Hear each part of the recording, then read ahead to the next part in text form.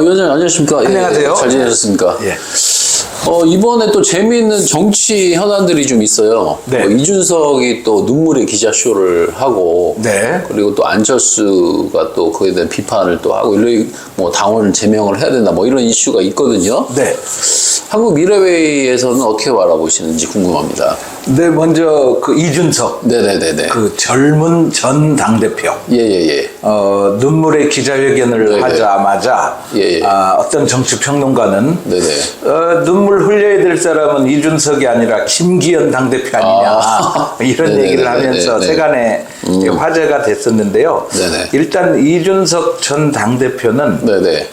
젊기 때문에 예. 지금 이렇게 조급해하거나 내년 총선에 반드시 어느 지역구를 차지하고 들어가야 된다거나 네네. 이러한 조급함이 네네. 이준석의 그 장래 정치를 네. 망치게 되는 길이 될 오히려. 거다 오히려. 네. 젊기 때문에 충분히 더 숙고하고 네네네. 그러면서 국민이 부를 때 다시 나오면 된다. 네네네. 그런 차원에서 현재 이준석의 그 내년 총선을 향한 행보는 예. 아직은 적절치 않다. 이렇게 생각해 봅니다. 너무 일찍 터뜨렸네요, 그러면. 그런 셈이죠. 예. 그 눈물을 흘릴 일인지, 뭐 무건 수행으로 자신을 공격한다, 뭐 이런 얘기들을 하던데, 네. 정확하게 그런 걸로 기자회견을 할 정도인지가 좀 의구심이 들더라고요. 이 정치인들은 시점에. 예. 누구나 다 네네. 무슨 조급증에 빠지냐면 네네. 국회의원 배지를 달았을 때는 그나마 주목을 해주는데 예. 배지를 달지 않았을 때 예. 또 언론에서 자기를 전혀 보도해주지 않을 때 예. 자기 존재감이 사라진다고 생각하는 거에 대해서 매우 두려워합니다. 그래서 끊임없이 그 언론에 네. 국민들로 하여금 잊혀지지 않도록 예. 언론에 나오기를 바라는 마음에서 네. 이런 얘기 들어봤어요. 예. 정치인들은 네네. 딱 한 가지 뉴스만 빼고 다 좋아한다. 딱 한 가지? 예. 뭡니까? 자기 부고 뉴스. 아. 아무개 정치인이 죽었대. 뭐 이런 뉴스만 빼면 뭐 심지어 자기에 관련된 네네. 부정적인 뉴스. 그런 것조차도. 무슨 의원이 탈세를 했대. 네네네. 무슨 의원이 문제를 일으켰대. 네. 이런 것마저도 싫어하지 않는다. 계속 언론에 오르내려야 예. 국민들로 하여금 기억이 돼서 예. 투표에 영향을 미칠 수 있다. 이런 얘기까지 나오고 있습니다. 그러니까 자기 부고 뉴스만 빼면 잊혀지고 싶지 않다. 그렇죠. 예. 그 안철수하고 이준석 왜 이렇게 사이가 안 좋은 거죠? 둘이 첨예하게. 안철수와 이준석의 공통점은 노원을 그 지역구로 하고 있기 때문에 이게 거기서 한판 그러네요. 붙어야 됩니다. 거기가. 진검승부를 한번 해야 됩니다. 예. 피하지 말고. 네네네. 저는 이준석 대표가 이번에 이제 노원에 출마하겠다 의사표시를 좀 하고 있는 것 같은데. 저는 안철수와 이준석이 한번 노원에서 직접 한번 붙어보는 것도 괜찮지 않을까. 네네네네. 물론 국힘당에서는 분열이네 이런 얘기가 나오겠지만 그 진검승부는 그런 데서 한번 붙어봐야죠. 그 안철수 의원이 말씀하시는 걸 보니까 왜 국민의힘인데 국민의힘을 이렇게 비판하고 다니느냐, 옳지 못하다, 제명해야 된다 이런 논리거든요. 이 논리에 대해서는 적합하다고 보시나요? 아니 국민적 그 눈높이는 부차적인 거고요. 당의 입장에서는 안철수의 지적은 정당하죠. 왜냐하면 이준석이 전 당대표인데 이준석 의원이 본인이 어떤 억울하게 누명을 쓰고 징계를 당한 게 아니라 이제 본인의 그 과거에 있었던 과오 그리고 당대표를 하면서 그 발언했던 어떤 당의 그러니까 해당 행위라고 하죠.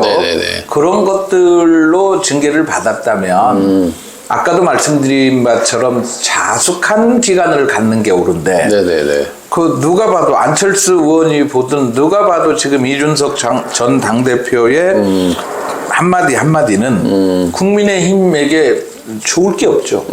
그런 차원에서 이제 그렇게 보는 시각이 형성되는 것 같습니다. 근데 이제 제가 보는 관점에서는 네. 이준석 의원이 어쨌든 뭐 조금 밀려났잖아요. 어쨌든 국민의힘 안에서 네. 약간 조금 벗어나지면서 반감이 좀 생긴 차원에서 이번에 강서구청장에서 뭐 예측 아닌 예측치를 언론에서 하면서 정확히 맞았다. 그 표차가. 네.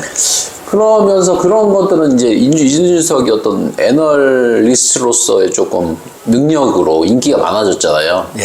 그러니까 그런 것들을 얘기하는 거는 국민의힘의 시각이 아니고 그냥 애널리스트로 바라봐 주는 것도 나쁘지 않느냐. 이제 생각도 좀 들더라고요. 그거를 국민의힘에서는 뭐 왜 자아 비판을 하고 다니느냐. 또는 두 번째 왜 김기현 대표가 있는데 그 당의 목소리라고 하면은 안철수 의원이 굳이 자기가 나서서 뭐 이준석을 제명시켜야 된다는 거에 자기가 앞장설 꼭 필요가 있느냐. 노원에서 경합이라서. 제가 아까 말씀드린 정치인은 네. 딱 한 가지 뉴스만 빼고는 무조건 뉴스에 나기를 좋아한다. 네. 자기 부고 뉴스만 네. 빼면 예. 저는 그 연장선상에 생각합니다. 이준석도 안철수도 어떤 주장을 해서 그거를 언론에서 계속 받아주면 이슈의 주인공이 되는 거잖아요. 이슈의 주인공이 되죠. 그렇기 때문에 그 정치인 개개인은 그것이 나쁘지 않은 거죠. 그런데 문제는 그런 것들이 쌓이면 정치 전반이 불신으로 내려앉게 되는 거죠. 그러니까 개별 정치인은 살고 전체 정치권은 죽게 되는 거죠. 개별 정치인은 살고 정당이 죽게 되는 거죠. 죽을 수도 있다. 네, 그렇습니다.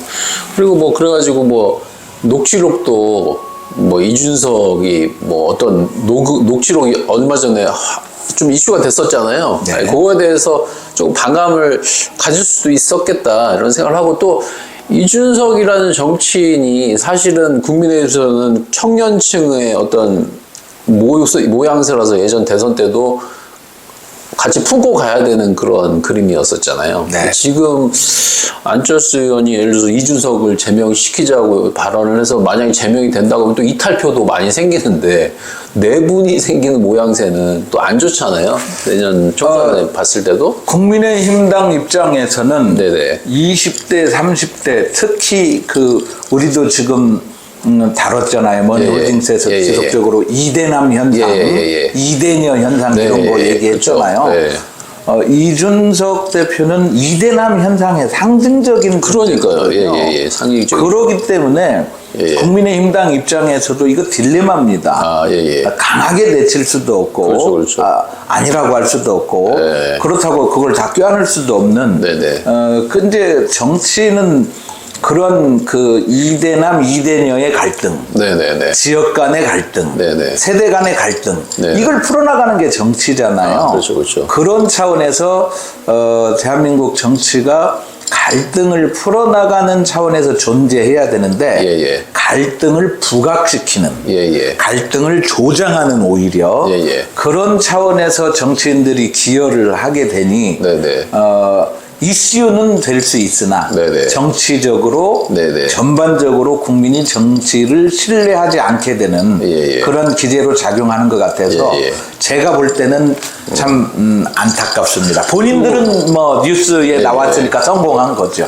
그리고 뭐 이거는 그냥 제 개인적인 생각인데 아니 그렇게까지 많이 국민의힘에서 막 이렇게 그러면은 이준석 입장에서는 충분히 지금 인기로도 진보로 가도 또는 중도로 가도 당선될 수 있을 것 같은데 굳이 저를 남겨주세요 라고 하는 그런 보수에 꼭 집착하는 그런 것들이 본인이 비판할 때는 보수를 상당히 비판하고 다니는 색깔도 있거든요. 그러면서 본인이 뭐 중도나 진보로 가려고 하지는 않는 성향은 어떻게 파악을 해야 되죠? 그거는 어떤 심리입니까? 그거는 우리가 별도로 한번 시간을 갖고 얘기를 좀 한번 해보면 좋을 것 같은 게 기분 나빠서 진보로 가버릴 수도 있을 것 같은데 아니 그럴 수 있어요. 그런데 이제 진보에서 이준석을 절대로 안 받아들이죠. 그리고 대한민국이 중도가 서기가 어려운 정치적 환경 그러니까 양당 체제의 양당 문제점. 체제이기 때문에. 요거는 한번 별도로 한번 파헤쳐 보도록 하죠. 예, 지금 어쨌든 뭐 안위 갈등이 네. 뭐 최근 이슈였기 때문에 한번 네. 예, 여쭤봤습니다. 네, 좋습니다. 예, 네. 감사합니다. 감사합니다. 예.